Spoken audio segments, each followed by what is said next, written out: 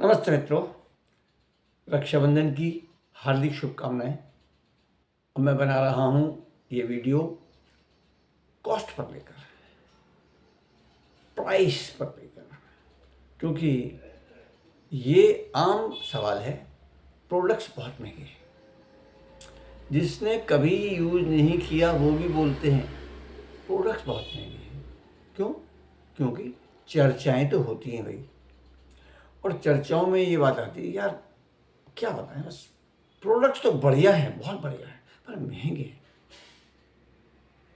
अब इस बात का सॉल्यूशन कई प्रकार से हो सकता है। आपको इनकम चाहिए ना, तो प्रोडक्ट्स की तरफ देखिए मत। ये सोचिए कि इनकम क्यों चाहिए, क्या क्या चेंज आ सकता है। अगर इनकम जो चाहिए आपको, अगर वो आने लगे तो क्या क्या बदलाव, सुखद बदलाव आपके जीवन में आएगा। मान लो कि आपकी सैलरी 50,000 रुपये है। मैं क्यों बोल रहा हूँ? क्योंकि करीब कुछ साल पहले मैंने एक बहुत सक्सेसफुल पर्सन से, जो हमारे बिजनेस में हैं, मतलब हम उनके बिजनेस में हैं, उन्होंने बताया था कि 1% पीपल दुनिया, मतलब भारत में 1 लाख रुपये महीने की इनकम कमाते हैं। 1% केवल। तो इसका अर्थ क्या हो गया? चलो अब सैलरी बढ़ गई है लोगों की, तो इतनी फिर भी नहीं हुई है कि वो 1 लाख वाले 2 लाख में आ गए होंगे। तो 1% का 1.25% हो गया होगा, 1.5% हो गया होगा। इससे ज़्यादा लोग 1 लाख के नीचे ही नीचे कमाते हैं। और 1 लाख की जो इनकम है वो बढ़िया, बहुत बढ़िया इनकम नहीं है। बढ़िया तो है, सुनने में बहुत अच्छी लगती है, लेकिन बहुत बढ़िया है नहीं। और उसका तर्क क्या है? घरों में बच्चे कम हैं, और दूसरी बात क्या है, उनके पढ़ाई के खर्चे बहुत ज़्यादा हैं। लेकिन आप रोटी, कपड़ा, मकान, बच्चों की शिक्षा, फिर बच्चों की उच्च शिक्षा, फिर बच्चों की शादी ब्याह करने, और अपना स्वास्थ्य तब तक डाउन हो जाता है व्यक्ति का, 50-60 साल के बीच में आ जाता है। बहुत से लोग तो रिटायर हो जाते हैं, बच्चों की शादी नहीं कर पाते हैं, क्योंकि ये शिक्षा का, अब 6 साल का पहली क्लास में जाएगा बच्चा, तो फिर वो पढ़ाई पूरी करते करते काफ़ी उम्र हो जाती है। और आजकल बच्चे वैसी प्रोफेशनल एजुकेशन करते हैं, लड़का हो या लड़की। क्यों? लड़कों को दिखाई देता है कि यार एक सैलरी में काम नहीं चलेगा, जीवन बढ़िया नहीं गुजरेगा। बढ़िया नहीं गुजरेगा का मतलब क्या है? कि बस काम चलेगा केवल।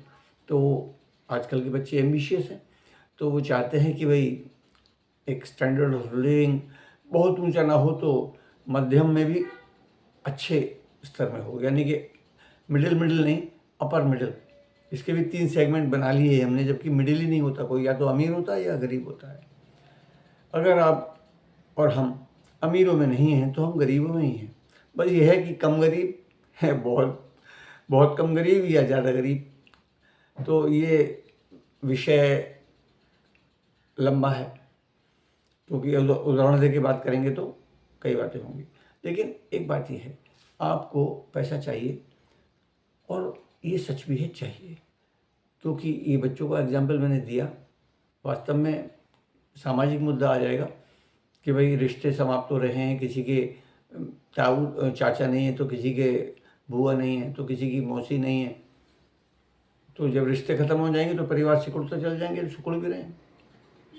और लोगों के घर में एक एक बच्चे हो गए, 2-2 जने हैं कमाने वाले, लेकिन बच्चे एक। सुख, कौन सा सुख? फिर आज बच्चे, माता पिता अकेले रह रहे हैं। क्यों? उस समय बच्चों का करियर अच्छा हो, इसलिए उन्होंने उनको इतना बढ़िया पढ़ाया कि वो, और बढ़िया निकले कि वो आज यूएसए में बैठे हैं। माता पिता अकेले रहे हैं असहाय, जब सबसे ज़्यादा ज़रूरत होती है बच्चों की, इमोशनली भी, फिजिकली भी। और बच्चों को उनकी होती है, देखो, लेकिन उनकी आदत पड़ जाती है, उनको अभी शरीर में जान है, युवावस्था है, तो उनको इतना महसूस नहीं होता है। ठीक है, तो फिर वही बात आती है कि वो जो रीज़न है ना, वो इम्पोर्टेंट है कि आप करेंगे क्या। दूसरी बात क्या है? सैलरी से कितना कमा लेंगे? क्या इनकम आपकी सिक्योर्ड भी है? आपकी इनकम क्या एक्टिव है? अधिकतर समझ गए हैं एक्टिव क्या होता है? बोले हाँ। तो ये एक्टिव इनकम कब तक है? जब तक हम एक्टिव हैं। तो कोई ऐसा ज़रिया इनकम का होना चाहिए कि जब आप एक्टिव न रह सकें। भाई अप्स एंड डाउन्स इंडस्ट्री में चलते रहते हैं, बीच बीच में फार्मा में आया था। जैसे कि आजकल वेलनेस इंडस्ट्री बढ़ रही है तो सप्लीमेंट्स की तरफ लोग जा रहे हैं। उन्हें मालूम है कि फार्मा की दवाइयाँ खा खा के इवन आयुर्वेदिक दवाइयाँ भी सब सुरक्षित नहीं हैं, वैद्यों के इलाज सुरक्षित नहीं हैं, सबके मतलब हर वैद्य का इलाज सुरक्षित नहीं है, क्योंकि वो भी बढ़िया रिजल्ट जल्दी लाने के लिए जैसा कि पेशेंट चाहते हैं उसमें स्टेरॉइड वगैरह भी मिलाने लगे हैं, ऐसा सुना गया है। तो कहने का मतलब क्या है कि फार्मा डाउन जा रहा था बीच में। आईटी वालों को कई बार झटके मिल जाते हैं, कई लोग ऐसे हैं जो मेरे बहुत निकट में हैं, और उनका जो है उनको भी जो है उनकी मतलब कंपनी ही बैठ गई थी, तो वो तो परफॉर्मेंस उनकी बढ़िया होने की वजह से पुरानी कंपनी ने फ़ौरन उनको ले लिया, उनके मित्र वगैरह थे। लेकिन बाकी लोगों में से कई लोग ऐसे हैं जो अभी तक खाली हैं, और मेरे ख्याल से 1 साल तो हो चुका। तो मुख्य बात क्या है कि एक सोर्स ऑफ इनकम, इसके अलावा भी बहुत सी ऐसी बातें हो जाती हैं, दुर्घटनाएं हो जाती हैं। ईश्वर करे सब सुरक्षित रहें, सुखी रहें और दीर्घायु हों।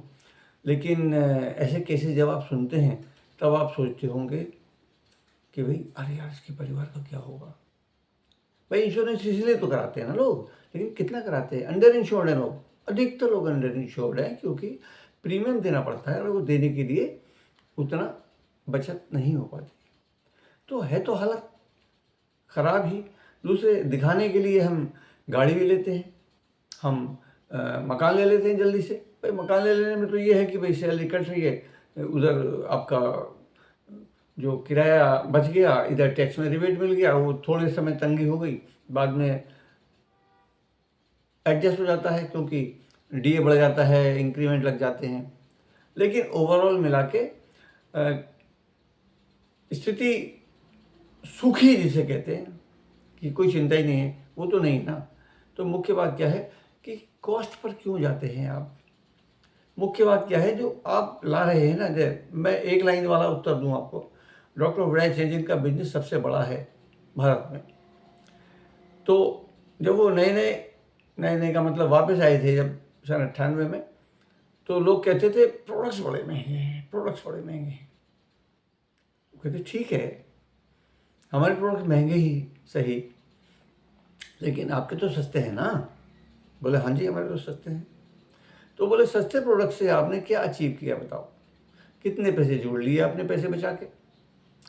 कोई स्कूटर बदल दिया, मोटरसाइकिल बदल दी, मनचाही आप कितनी अभी हाल फिलहाल में लिए है या वही चल रही है शादी में जो मिली थी, या मतलब कहने का क्या है, अचीवमेंट क्या है वो सस्ता लेने से?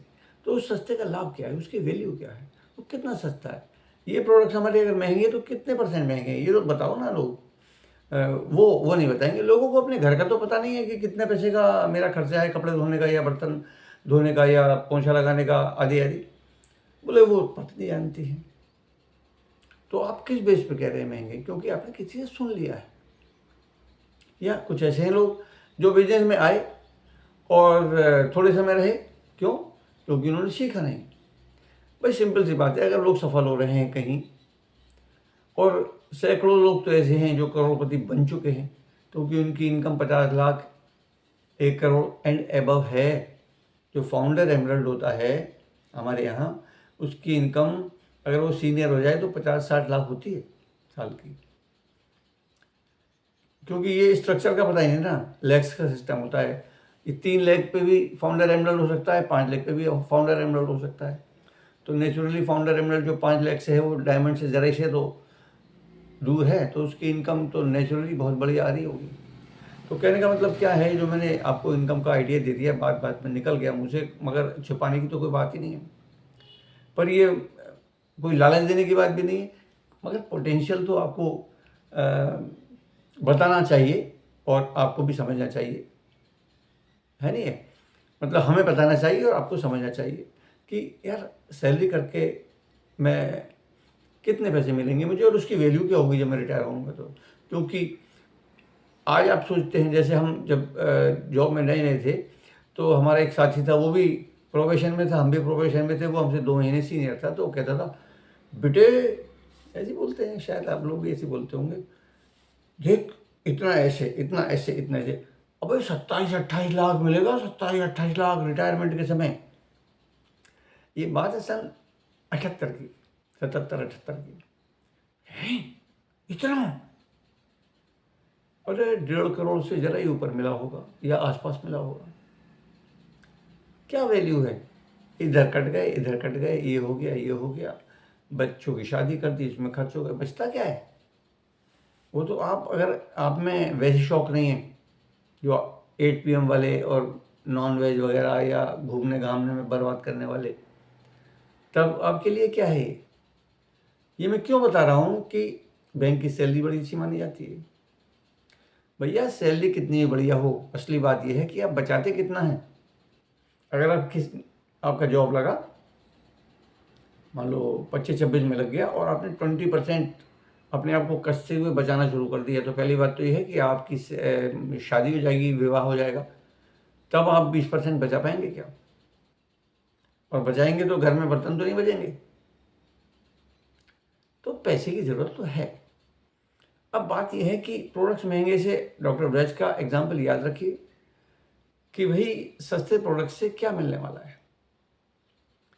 अगर महंगे प्रोडक्ट आपको 50,000, 1 लाख एंड एबव की इनकम पर मंथ बना सकते हैं, तो उस सस्ते को लेना चाहिए बाजार से, जो आज तक आप लाते रहे हैं, जिनसे कभी भी किसी को इनकम नहीं आती, या वहाँ से लाना चाहिए जहाँ की आपकी इनकम ऐसी आ सकती है कि आपके और आपके परिवार का जीवन ही बदल सकता है।